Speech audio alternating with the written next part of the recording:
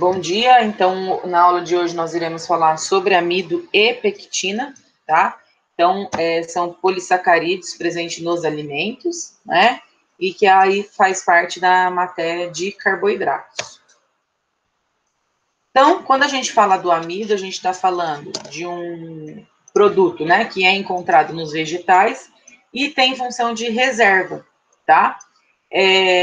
Então, ele vai reservar energia, carboidrato, para caso o produto precise, né, o vegetal precise, ou até mesmo para nós, como humanos, né, precise aí do carboidrato, tá?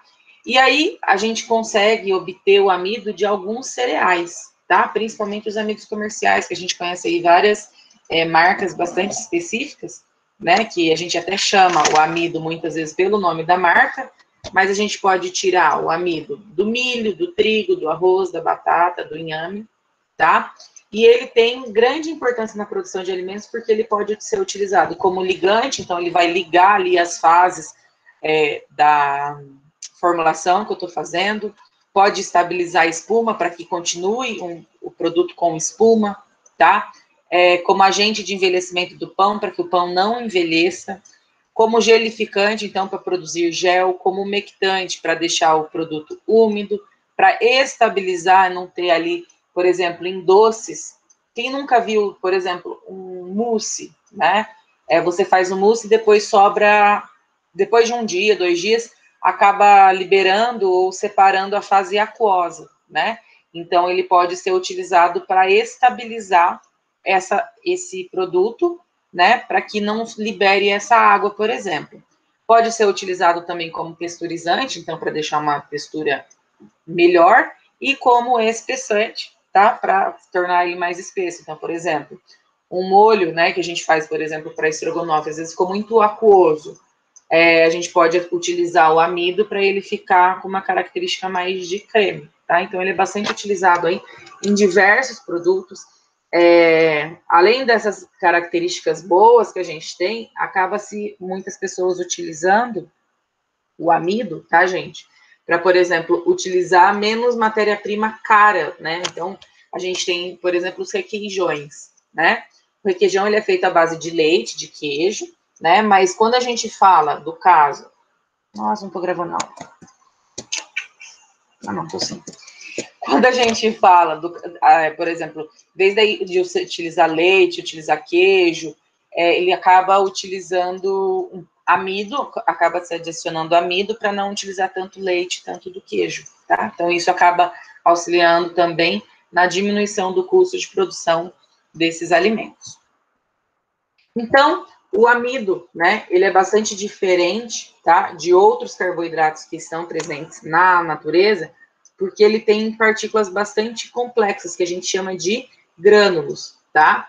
Esses grânulos, eles são bastante densos e insolúveis, tá?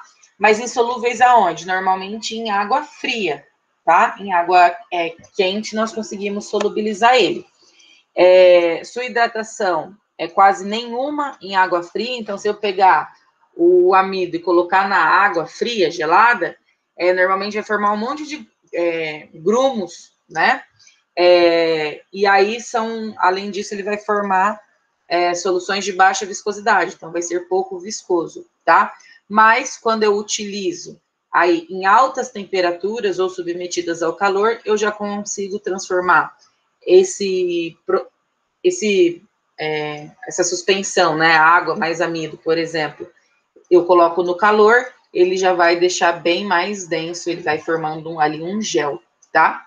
E o amido, então, ele é formado, né, constituído por uma mistura de 2 carboidratos, que a gente chama de amilose, né, que é uma estrutura mais linear, ele é utilizado, né, nas análises para indicar se tem ou não presença de amido, tá, nos alimentos, que inclusive é o vídeo que eu vou deixar para vocês assistirem, tá, que eu preciso que vocês assistam, vou até dar uma atividade depois relacionada a isso, a esse vídeo.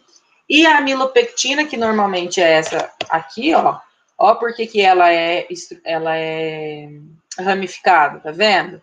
Ela vai formando ali ligações não lineares, e aí ela já é quem vai absorver água, tá? Ela que auxilia ali no inchamento daqueles grânulos de amido, tá? ela não participa do processo de cristalização, então ela não recristaliza, e ela também não retrograda, que a gente vai ver ali nos próximos slides. Então, eu tenho duas moléculas, né, que vai formar o amido. Então, a gente tem a amilose, que é de cadeia mais linear, e a amilopectina, que já faz parte de uma cadeia mais ramificada. E aí, né, quando a gente fala do amido, a gente utiliza muito o amido para um processo chamado de gelatinização. Então, esse é um processo, né, uma tecnologia que a gente utiliza, então, o amido. Então, o que é a gelatinização? É a formação de uma pasta viscoelástica, né, túrbida, então ela não é límpida, né, não é transparente como a água, ela acaba se tornando mais turva, tá?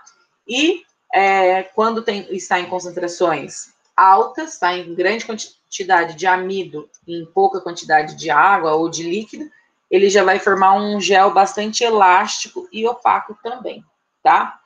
Esse processo de gelatinização, ele vai auxiliar a ação das enzimas digestivas, então as enzimas presentes no nosso intestino, no nosso processo de digestão, tá? Vão ser auxiliadas quando tem aí o processo de gelatinização, tá?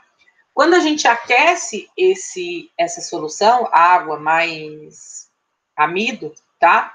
Normalmente o que acontece? Esses grânulos que estão presentes ali no amido, eles sofrem uma mudança na sua estrutura, acontece a quebra ali das pontes de hidrogênio, então onde está acontecendo ligações pelo hidrogênio, tá? Que anteriormente era uma estrutura estabilizada e cristalina, tá?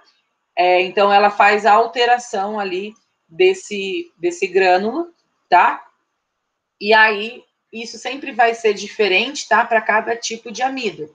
Ah, professora, mas amido tudo igual? Não, amido do milho é um amido, amido do trigo é outro amido, e assim por diante, tá? E aí, se acontece ali o aquecimento, né, com uma quantidade de água suficiente, acontece o quê? Acontece a quebra ali dessa região cristalina, a água entra e o grânulo se rompe.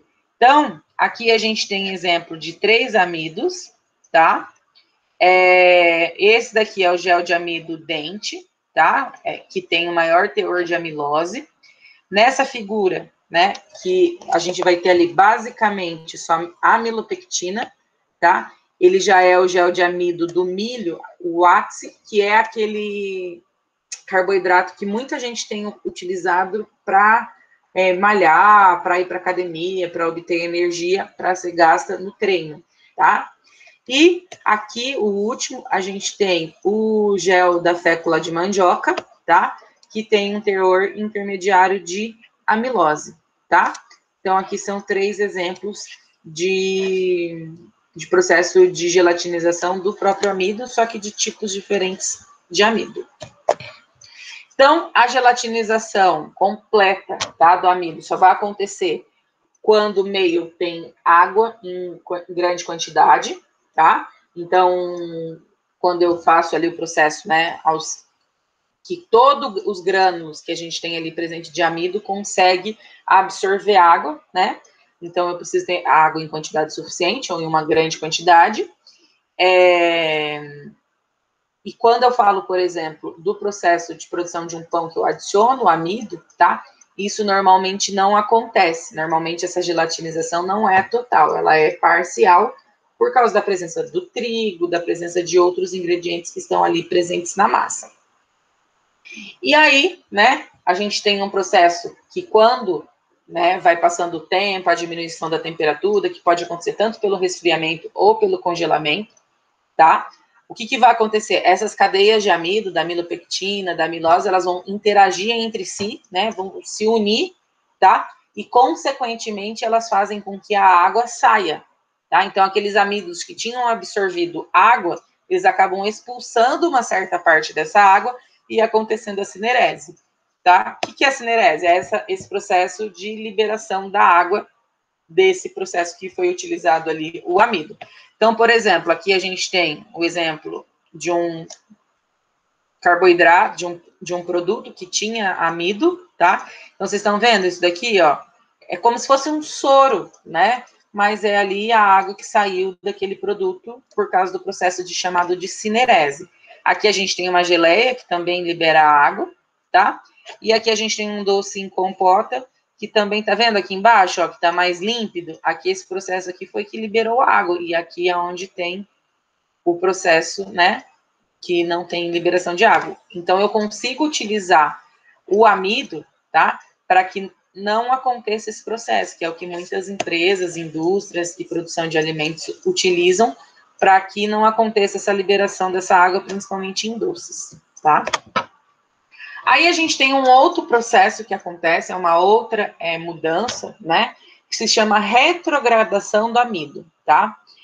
Quando eu falo da retrogradação, ela vai acontecer quando eu gelatinizei esse amido, tá? E submeti ele a um aquecimento. E aí, essa estrutura linear, né? Qual que é a estrutura linear? Vamos lá, a amilose, né? Então, a amilose, o que ela faz? Ela forma um precipitado de natureza cristalina, tá? Então, ele acontece devido a um fenômeno, né? Que acontece devido à reaproximação das moléculas, como, por exemplo, no resfriamento do gel. Então, eu fiz lá, por exemplo, uma geleia, né? Formei um gel. Uma geleia que foi adicionado amido, tá, gente? Não uma geleia tradicional, mas uma geleia que eu adicionei amido, ou um produto que tem ali uma característica de gel. Por exemplo, o estrogonofe, a gente formou ali aquele creme, né? Ficou ali bem com característica de gel. E aí começa a acontecer a diminuição da temperatura, tá? Com essa diminuição da temperatura, começa a se formar esses pontos de hidrogênio, tá? E aí acontece a produção ali dessas zonas cristalinas, e aí acontece a expulsão da água existente entre as moléculas, que faz parte ali, que a gente chama de cinerese, tá? Essa retrogradação, ela acontece durante o processo de resfriamento e armazenamento de pastas de amendoim, tá? De amendoim, desculpa, de amido. É um fenômeno irreversível. É um fenômeno irreversível, então a gente não consegue mudar depois que acontece, tá? E normalmente acontece essa mudança nas moléculas de amilose, tá? Por quê? Porque ela precisa acontecer ali na estrutura linear do processo. Então, a amilose, ela acaba sendo a principal responsável pela ocorrência deste fenômeno. Então, se eu tenho um produto que tem um amido que tem menos amilose, eu já consigo diminuir aí esse processo de retrogradação, tá? A retrogradação, tá? Ela depende de diversos tipos de fatores, como o tipo de amido, então se é da mandioca, se é da batata, se é do inhame, então isso vai interferir. Da concentração de amido, de amilose, de amilopectina, da temperatura que eu utilizo, do tempo de armazenamento, do pH e também do processo de resfriamento e presença de outros compostos, tá? Vamos pensar aqui nesse desenho, tá? Quando ele está aquecido, vocês estão vendo como que fica a molécula, né? As lineares tem bem menos. Quando eu resfrio, ele acaba formando várias outras moléculas, várias outras cadeias lineares, tá? Então, por isso que acontece o processo de retrogradação. E ele é favorecido, tá? Acontece principalmente esse processo de retrogradação em baixas temperaturas e altas concentrações de amido, tá? Então, a maior faixa de pH também, né, que é a acidificação, que a gente tem aí o processo de retrogradação, é bem próximo ao pH neutro, tá? Então, entre 5 e 7 de pH também aí favorece a retrogradação do amido. E por último, com relação aos amidos, tá? Que a gente tem mais um pouquinho depois, a gente tem, então, o amido modificado, tá? O que é o amido modificado? São definidos como aquele que tem um ou mais das suas características originais alteradas, tá? Então, é aquele amido que eu modifiquei por algum motivo.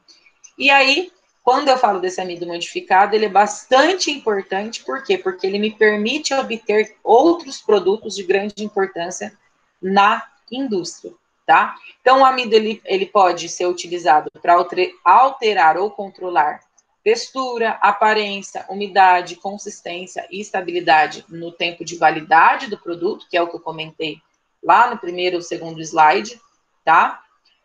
Além de melhorias no processo produtivo. Então, às vezes, ele vai auxiliar o processo, não precisa, muitas vezes, utilizar muita temperatura, eu não perco muitos ingredientes para chegar naquela característica específica que eu desejo, tá? As diferentes modificações que são feitas nesses amidos, tá? Permite que eu faça o quê? Um processo de ligar ou desintegrar, tá? Algo. Expandir, né? Então, eu aumento a característica daquele produto, ou eu condenso, tá? Eu adenso, clareio ou torno opaco, retenho umidade ou inibo a umidade, produzo textura curta ou fibrosa, então sempre vai depender do que eu desejo, tá? Além disso, né, ele auxilia o amido modificado para estabilizar emulsões, tá? Então, emulsão, por exemplo, como eu comentei, caso do mousse, tá? Ou, por exemplo, de um creme do estrogonofe e assim por diante. E também para formar filmes ali na cadeia, naquele produto, resistente ao óleo, que o óleo não vai ali nem soltar daquele produto e nem vai absorver óleo de outros compostos ou outros produtos, tá?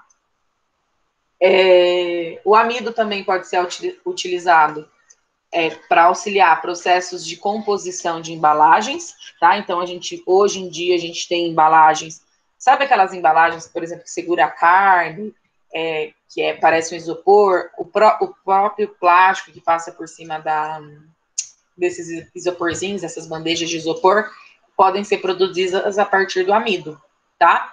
E também elas podem ser utilizadas na lubrificação ou no equilíbrio da umidade ali dos produtos que a gente está fazendo. Então, sempre vai depender do que eu estou fazendo ou do que vocês estão fazendo. A forma que eu não modifico... Então, o amido que não é modificado, ele é bastante limitado na utilização na indústria, tá? Por quê? Porque quando eu falo desse amido que não é modificado, ele se hidrata, ele absorve água muito rápido. Então, ele incha rapidamente, ele rompe e perde a viscosidade, tá? E muitas vezes ele não vai produzir ali aquele produto, aquela pasta, tá? Com corpo ou com coesão, então ali com união daquela pasta. Então, ele pode muitas vezes se romper, modificar ao longo do processo, tá? Então, a gente utiliza, né, a modificação do amido para realçar ou inibir propriedades inerentes a propriedades apropriadas para aplicações específicas, que a gente já falou, né, várias. Essa composição de cada tipo de amido, então, se é do amido da batata, do inhame, do milho, enfim, tá? Eu preciso conhecer, então, essa composição, para quê? Para eu controlar essa variação da concentração. Então, eu preciso de amilose, eu preciso de mais amilose, eu preciso de mais amilopectina, tá? Para eu conseguir saber o que eu vou precisar na produção ali dos meus produtos e garantir a mínima variação e modificação ali das características daquele meu produto. Então, as características viscosas daquilo que eu estou produzindo. Agora não vou ter batata, só tem inhame. Tá, mas o inhame tem muita amilopectina, então o que isso vai me interferir? Então, isso é muito importante quando a gente pensa no amido, tá? Essas modificações, tá, do amido podem ser químicas, físicas, enzimáticas, ou eu até também posso fazer o quê? Combinar química com física, química com enzimática, posso fazer física com enzimática, e assim por diante. Posso utilizar as 3 alterações, tá? Para garantir, né, o produto para cada tipo de processamento que eu preciso. E, né, quando a gente fala, por exemplo, das modificações químicas, tá? A gente pode ter aí, pode acontecer através do processo de oxidação, de hidrólise ácida, cross-linking e esterificação, tá? Mas nesses amidos modificados que são feitos a partir de modificação química, é preciso a gente ter um rigoroso controle dessas reações, tá? Para que a gente garanta que o produto final tenha as características que eu desejei lá no início, tá? Além disso, né, além desse importante controle dessas reações, é importante também controlar, né, a remoção dos resíduos que podem ser gerados nesse processamento, tá? E se foi gerado e eu não quero esse tipo de resíduo, não quero nada químico ali diferente daquilo que eu produzi, eu preciso entender esse processo para poder remover ele ali do meu produto, tá? Normalmente esse processo, né, para modificar o amido, ele é realizado em equipamentos bastante específicos, tá? Onde esse amido, então eu pego o amido e faço o quê? Eu lavo esse amido, tá? Com água de alta qualidade, então não pode ser qualquer água, então tem que ser uma água que foi testada, onde normalmente eu removo daí todo o excedente dos resíduos químicos, tá? Então é assim que a gente remove os resíduos químicos que são obtidos quando eu faço a modificação do amido, tá? Então, gente, nessas reações, nessas modificações químicas, eu adicionei alguma coisa, tá? E aí ele gerou, né? Ele sobrou produto ali, além do amido. Então, ele vai sobrar alguma substância química e aí eu preciso lavar esse amido para retirar esse excedente desse resíduo, tá? Então, esse controle, né? Ele consegue me auxiliar, né? Para que, quando eu vou aplicar daí esse amido modificado, ele não me gere sabores ou odores indesejáveis ali naquele meu produto, tá? E ou também a presença de contaminantes que não são permitidos pela legislação, tá? Então, por exemplo, aqui a gente tem um desenho aí desses molhos, tá? Eles são feitos aí com amido modificado. Então, a gente tem vários tipos de molho, mas eles não são molhos tão aquosos, eles já têm uma característica ali mais densa, mais viscosa, tá? Então, e são utilizados a partir de amido modificado. Então, a obtenção aí dos amidos modificados, né, a gente tem, né, ele é tão importante, tá? Por quê? Porque ele permite diversas aplicações dentro da indústria, tá? Quando eu só tinha um amido que não era modificado, eu não tinha os mesmos produtos, os mesmos processos. Então, isso é bastante interessante. Então, o mercado de amidos modificados, ele continua crescendo, tá? E se aperfeiçoando, e tem feito com que as indústrias, principalmente indústrias específicas de ingredientes, tá? De matéria-prima para outras indústrias, tá?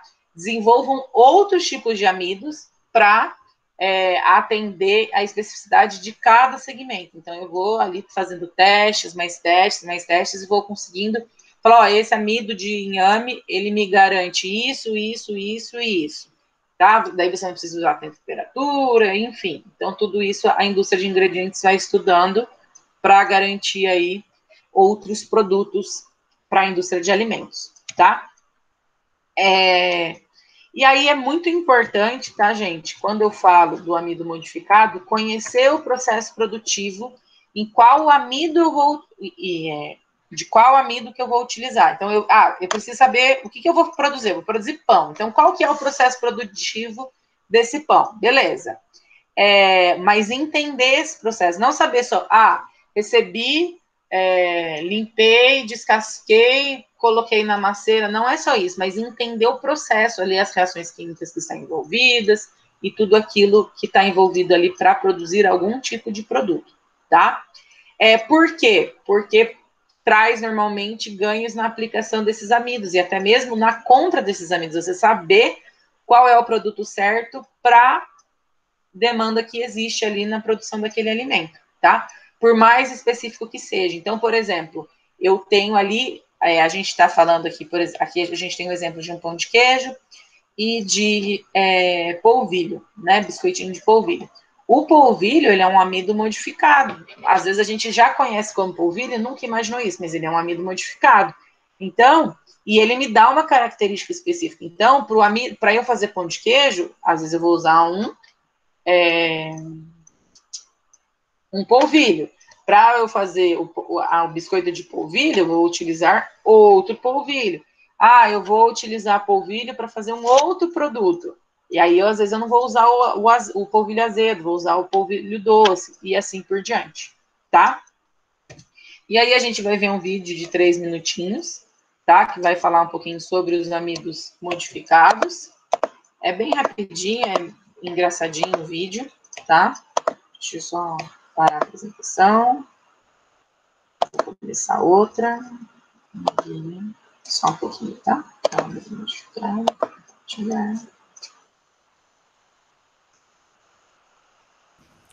O assunto de hoje... Eu apertei play, gente. O amido convencional fica como um gel, que até apresenta algumas rupturas.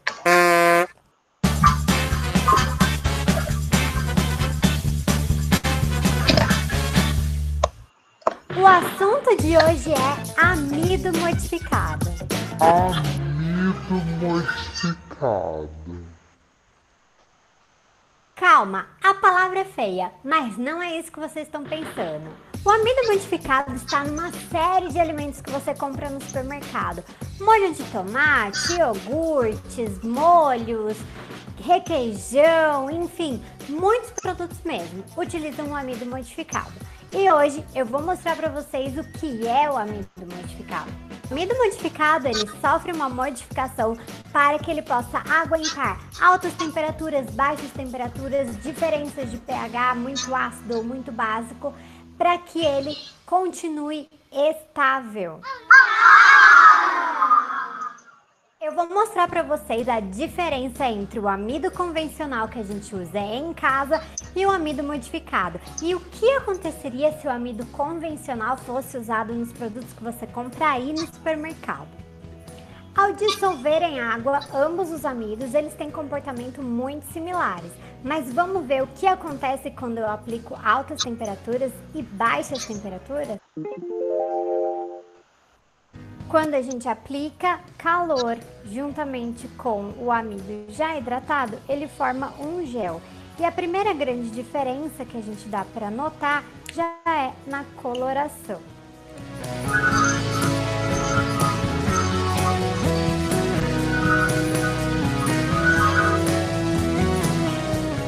A cor já tem uma alteração. O amido fica muito mais amarelo do que o amido modificado. E a textura dos géis também são bem diferentes.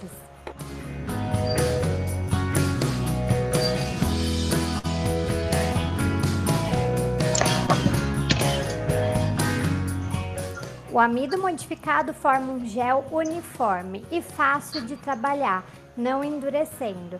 Já o amido caseiro endurece, formando um gel muito difícil de se trabalhar.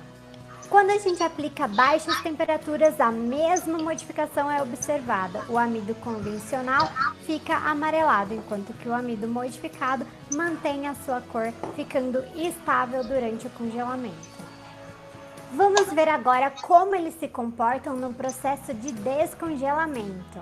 Ao descongelar os amidos que estavam congelados, a diferença fica muito clara. O amido convencional usado em casa vira um gel bem duro. O amido modificado, ao congelar e descongelar, ele volta ao seu estado original, formando um gel bem maleável. Eu espero que vocês tenham entendido a diferença entre os amidos e o porquê o amido modificado é tão utilizado nos produtos do supermercado. Porque afinal de contas, você não ia querer o seu molhinho de tomate assim, não é mesmo?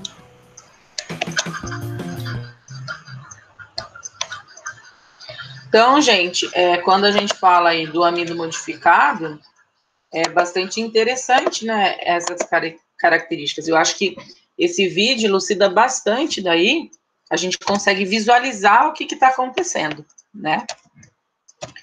E aí, a gente tem um outro carboidrato, tá? Que a gente conhece como pectina, tá? Que é um polissacarídeo formado por monômeros de ácido galacturônico e são ligados entre si por ligações glicosídicas, tá? A pectina, então, ela está presente ali, ela vai fazer parte da parede celular dos vegetais, tá? Também pode ser daqueles que vão produzir sementes, tá? E tem uma função de estrutura, né, intercelular e atua em conjunto com outros polissacarídeos, tá? Como a celulose e a hemicelulose. A pectina, então, ela acaba sendo descoberta em 1825, tá? Na França, e recebeu esse nome devido a quem descobriu, que foi um grego, tá? Chamado de Pectus, tá? E quando eu falo de Pectus ou de pectina, eu estou falando de algo rígido, algo que tenha consistência, algo que seja duro, tá? E a principal característica da pectina, então, é conferir consistência, então, aos produtos, tá? Então, quando eu falo das pectinas, ela faz parte de um amplo grupo, tá? Que vai incluir as protopectinas, os ácidos péticos e os ácidos pectínicos, tá? Então, que estão presentes aí principalmente nos alimentos vegetais, tá? De origem vegetal. A protopectina, tá? Ela é, então, uma molécula insolúvel em água e vai estar principalmente presente em alimentos verdes, né? Frutas e vegetais verdes. E aí vai garantir ali aquela estrutura compacta. Por isso que quando o alimento é verde, né? Ele é mais duro do que quando ele está maduro, principalmente por causa aí da presença da protopectina. Já os ácidos pécticos, tá? Eles são solúveis em água, eles não apresentam metoxilas, tá? Por quê? Porque eles são formados a partir da ação da enzima pectinase sobre as protopectinas, tá? Já os ácidos pectínicos, eles também são solúveis em água, só que eles são metoxilados. A pectina, então, ela está presente principalmente em frutas cítricas, tá? Em pequenas quantidades, na pera, no pêssego e na maçã, tá? Então, a gente consegue ali obter, eu vou fazer uma geleia de alguma fruta que não tenha pectina.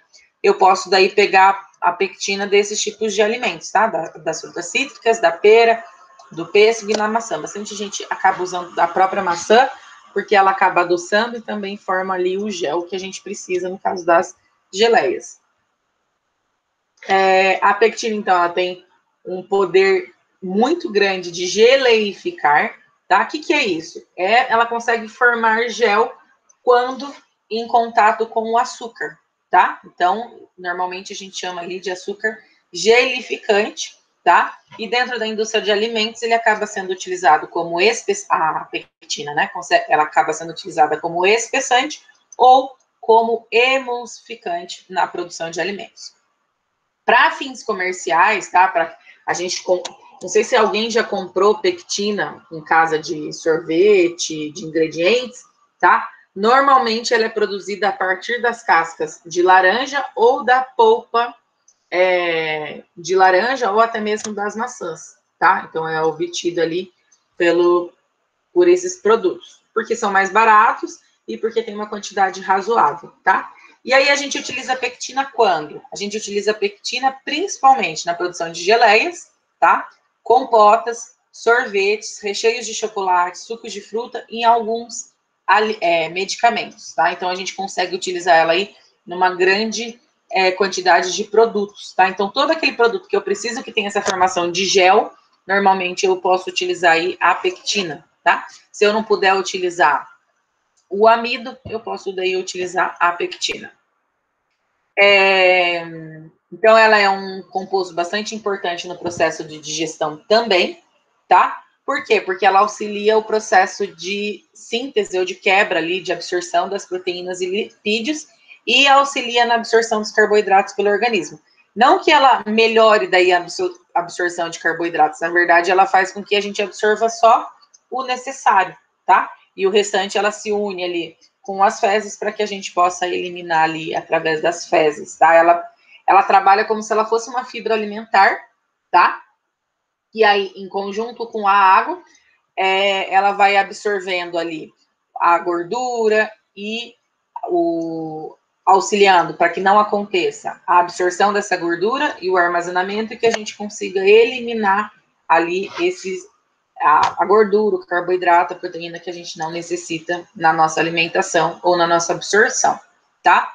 Além disso, a pectina ela auxilia na diminuição da sensação da fome, tá? Então, isso é bastante interessante, né? Ah, mas então eu vou comer um monte de geleia porque tem pectina. Não, gente, é se eu consumir ela em característica específica, ou, por exemplo, nas próprias frutas, tá? In natura. E aí, isso auxilia, por quê? Porque eu acabo consumindo menos caloria, diminuo os níveis de colesterol dentro do organismo, então eu melhoro ali a qualidade do meu organismo, tá? E como que daí, o que as pessoas fazem daí para utilizar a pectina para saciar a fome ou para diminuir a sensação de fome, tá? Muitas dessas pessoas acabam utilizando a casca do maracujá, tá? Ou o bagaço da laranja, aquela parte branca da laranja, tá? Eles acabam consumindo esses tipos de produto para diminuir a sensação e trazer saciedade para o indivíduo. Então, né, aqui a gente tem um exemplo da produção de uma geleia, tá?